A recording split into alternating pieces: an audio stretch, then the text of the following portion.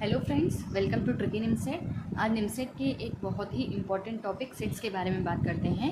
Sets वैसे तो बहुत आसान टॉपिक है, लेकिन सेट से कॉन्सेप्ट बिल्ड करता है परम्यूटेशन एंड प्रोबेबिलिटी को समझने के लिए। तो आगे बढ़ते हैं सेट्स की डेफिनेशन की ओर। देखिए, set is a collection of well defined distinct object. The object follow is a given rule और रूल्स। देखिए, समझते हैं। अल्फ़ाबेट में 5 वोवेल्स होते हैं। आपको ये तो वेल डिफाइंड सेट कहलाता है, क्योंकि इसमें एक रूल है कि ये वोवेल्स हैं के जो ऑब्जेक्ट्स हैं वो भी डिस्टिंक्ट है, और ये जो सेट ऑफ कलेक्शन, ये पूरे 5 जो लेटर्स बन के एक कलेक्शन को फॉर्म कर रहे हैं। तो ये एक एग्जाम्पल है सेट का। और एक मैंने एग्जाम्पल लिखा है।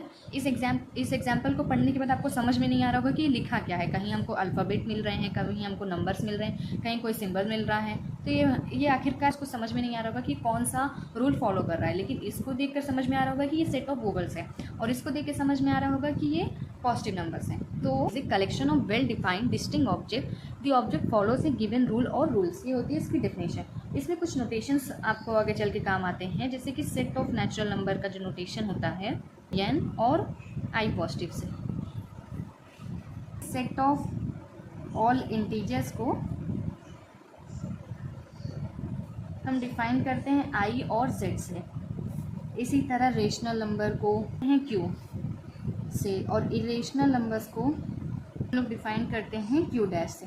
रेशनल नंबर जो होते हैं वो p/q फॉर्म के होते हैं, जिसमें कि q is not equals to 0 होता है। और इरेशनल नंबर्स में आ जाते हैं √2, √3, √5 ऐसे एग्जाम्पल्स।